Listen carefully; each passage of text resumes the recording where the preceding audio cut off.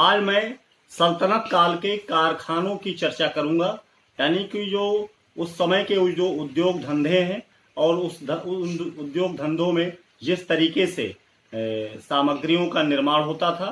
तो अगर बहुत ध्यान से आप देखें तो जो कुटीर उद्योग जैसी स्थिति उस समय हुआ करती थी, कोई इंडस्ट्रियल जिस तरीके से बड़े बड़े उद्योग आज जिस समय हमारी इस दुनिया में स्थापित हैं, या औद्योगिक क्रांति इंग्लैंड में और अन्य देशों में जिस तरीके से हुई, तो टेक्निकल दृष्टि से, टेक्नोलॉजी की दृष्टि से जिस तरीके से डेवलपमेंट 15वीं 16वीं शताब्दी में सारी दुनिया में शुरू हुआ, वो टेक्निकल चीजें तो नहीं थी, लेकिन एक ग्राम स्तर पर जिस तरीके से कुटीर उद्योग कह सकते हैं, इंडिजिनस इंडस्ट्रीज, उसकी स्थापना हर गांव में की गई। इसे तेल पेरने के लिए तेल घानी लगी है, गांव में सूत काटने वाले करघे लगे हैं और उसका निर्माण उनके माध्यम से हो रहा है। तो हर घर में कुछ न कुछ इस तरीके से, हर गांव में इस तरीके के निर्माण होते थे और उसका प्रयोग ग्राम स्तर पर ही होता था। कोई बहुत बड़ी मार्केटिंग नहीं थी, बहुत बड़ा विस्तार नहीं था, लेकिन बहुत बड़ी संख्या में, मात्रा में कह सकते हैं हम कि भारतीय वस्त्रों का जो निर्यात है विदेशों में भी होता था। वस्त्र उद्योग यहाँ का बड़ा पुष्पित पल्लवित था, लेकिन जो दैनिक जीवन की आवश्यकता की वस्तुएं हैं उन पर अगर दृष्टिपात करें तो बड़ी तेजी से, चूंकि मुस्लिम आक्रमणों के बाद से भारत में कहीं न कहीं एक तरीके से जो आर्थिक ढांचा बदला था, जो राजपूत काल या गुप्त काल में प्राचीन भारत की बात करें तो उसमें इस युग में बड़ी तेजी से, उस युग की तुलना में ज्यादा तेजी से विकास इसलिए दिखाई पड़ता है क्योंकि जो नई सत्ता व्यवस्था है, जो मुस्लिम सत्ता व्यवस्था है, उसकी आर्थिक आवश्यकताएं बढ़ी थी। तो अपनी आर्थिक आवश्यकताओं की पूर्ति के लिए, और फिर उनके जो रहन सहन का जो तरीका है वो भी बिल्कुल अलग था। जैसे जो कपड़े पहनने का, यहाँ एक बात उनको ये भी प्रदर्शित करनी थी कि वो शासक वर्ग के हैं। एक सामान्य धारणा थी, विदेशी आक्रमणकारी के रूप में भारत में आकर जिस तरीके से राज्य उन्होंने स्थापित किया, तो एक मन में एक मनोभाव था कि वे शासक हैं और बाकी यहाँ की जो स्थानीय प्रजा है वो शासित है। उस अंतर को दिखाने के लिए भी वस्त्रों में आभूषण आदि जड़े होना, तड़क भड़क के साथ रहना, तलवारों में जिस तरीके से म्यान में रखी या खुली तलवारें लेकर चलना, तो लोहा उद्योग, चमड़ा उद्योग या और अन्य तरीके के उद्योगों का विकास भारत में बड़ी तेजी से हुआ। लेकिन ये केवल एक कुटीर उद्योग या कुछ बड़े कारखानों की बात अगर हम करें तो दो तरीके से, दो वर्गों में इनको बांटा जा सकता है। KM अशरफ कहते हैं कि कारखानों की स्थापना में फारस का अनुसरण किया गया था। फारस का जो पैटर्न था उस तो कहीं ना कहीं एक इस्लामी प्रभाव भारत के उद्योगों पर दिखाई पड़ता है। इसको हम इस रूप में ले सकते हैं कि दो तरीके से इसको विभाजित कर सकते हैं। शम्स सिराज अफीफ तारीख फिरोजशाही में दो तरीके के कारखानों की बात करता है। पहला रातिबी, तो रातिबी की श्रेणी में नियमित वेतन प्राप्त करने वाले श्रमिक आते थे, यानी रेगुलर एम्प्लॉइज होते थे जिनको रेगुलर वेतन दिया जाता था। तो रातिबी श्रेणी के कारखानों में जो लोग आते थे, जो वस्तुएं बनती थी, उसमें शराब यानी शराब खाना, शमा खाना, शुतुर खाना, आबदर खाना, ये चार तरीके के कारखाने ये रातिबी श्रेणी में आते थे। गैर रातिबी श्रेणी में दैनिक मजदूर यानी रेगुलर जो है वेतन पाने वाले, नियमित नहीं डेली वेजेस पर काम करने वाले लोग थे। इन कारखानों का नाम अगर बताऊं, जामदार खाना जो वस्त्र उद्योग से संबंधित था, अकम खाना पताकाओं से संबंधित था, फर्राश खाना और रकाब खाना। इस तरीके से जो है कारखानों को दो श्रेणियों में बताता है शम्स सिराज अफीफ कि इस दिल्ली सुल्तानों के अंतर्गत उनका डिवीजन किया गया था।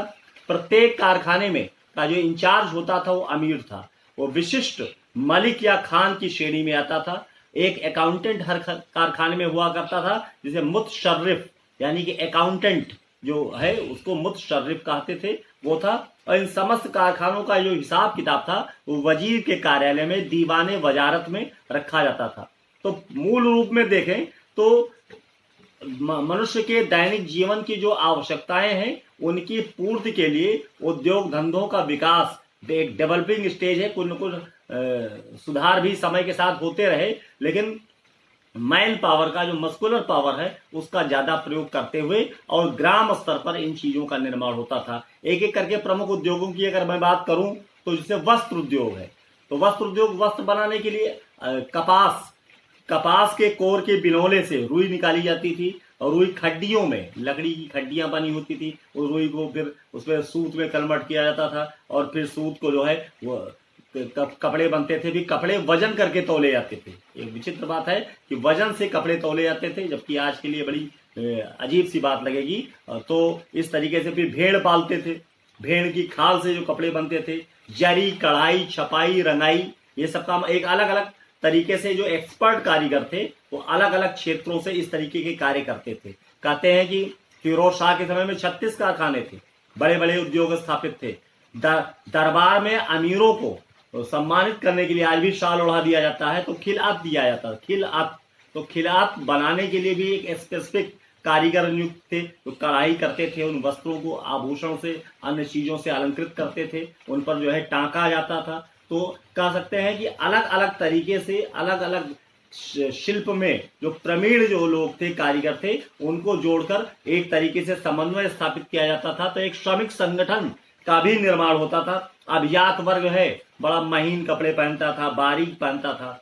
2 सेंटर बहुत बड़े थे, बंगाल और गुजरात। यहाँ के बने वस्त्र निर्यात किए जाते थे विदेशों में। ये बहुत बड़ी बात थी कि हम जो है एक्सपोर्ट भी कर, यहाँ दिल्ली के सल्तनत काल के सुल्तानों के अंतर्गत एक्सपोर्ट भी होता था, वस्त्र यहाँ से एक्सपोर्ट किए जाते थे। इसको हम इस रूप में मान सकते हैं कि उसकी गुणवत्ता तत्कालीन समाज में या तत्कालीन दुनिया में बहुत विशिष्ट रही होगी और उसकी डिमांड रही होगी, इस वजह से यहाँ से विदेशों में सप्लाई होता था। इसी तरीके से जो दूसरा उद्योग है बड़ा महत्वपूर्ण है, चीनी उद्योग। किसी न किसी रूप में चीनी का प्रयोग, खांड का प्रयोग पहले भी होता रहा होगा, लेकिन चीनी का प्रयोग दिल्ली सल्तनत काल में गन्ने के रस को, गन्ने को उबाला जाता था, फिर उसका गुड़ बनता था, गुड़ से खांड बनती थी, खांड से चीनी। आज बड़े बड़े शुगर मिल्स का, टेक्नोलॉजी का समय है, वो सब चीजें जो है उस युग में बहुत जो है अकल्पनीय इसी लग सकती हैं कि कैसे बनता रहा होगा। फिर खांडसारी और गांव में आज जो कोल्हू लगे हैं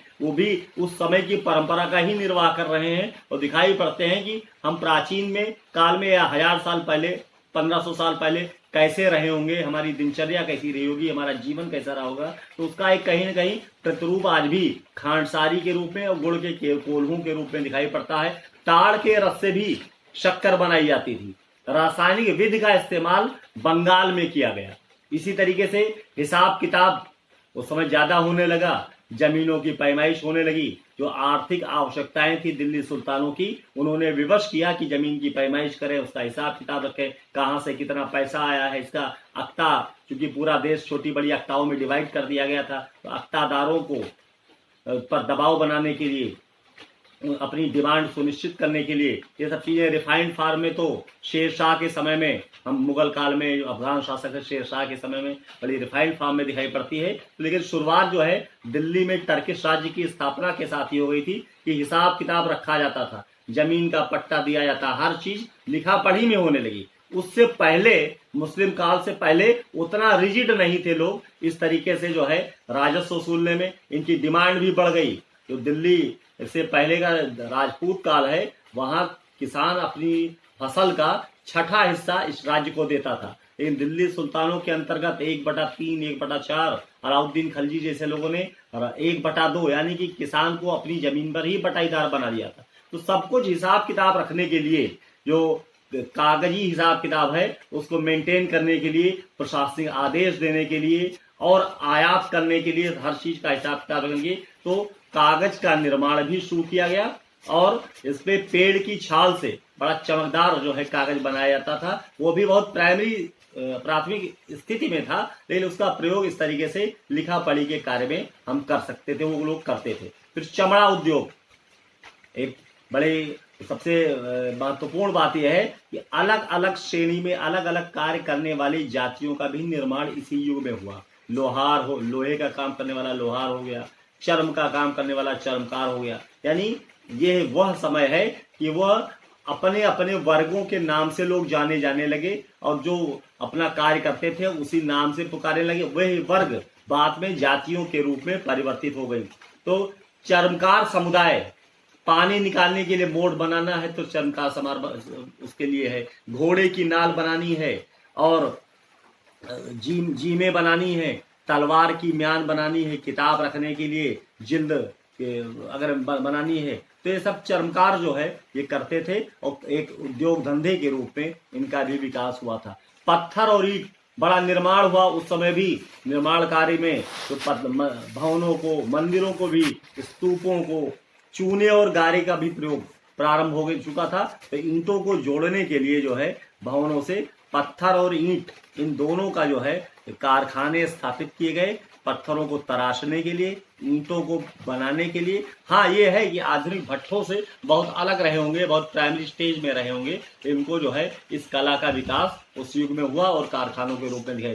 फिर कृत्रिम आभूषण के भी कारखाने थे, तो वस्त्रों पर लगाए जाते थे या लोग सौंदर्य के लिए पहनते थे। हाथी दांत, मूंगे, कारीगर चूड़ियां, कड़े, तलवार की मूठ, शतरंज की मुहर, रंग, पलंग, और ये सब चीजें जो है, पलंग का निर्यात भी होता था। तो काष्ठ के बने और जो है अन्य चीजों के बने पलंग है, यहाँ से निर्यात होते थे। इत्र की बात करूं तो इत्र के आज भी कन्नौज, जौनपुर और गाजीपुर ये नेचुरल रिसोर्सेस से यानी कृत्रिम रासायनिक क्रियाओं से अलग हटकर इत्र का निर्माण आज भी होता है और सारी दुनिया में कन्नौज के इत्र की डिमांड है। उस युग में इत्र निर्माण के जो कारखाने थे कन्नौज, जौनपुर और गाजीपुर में स्थापित थे।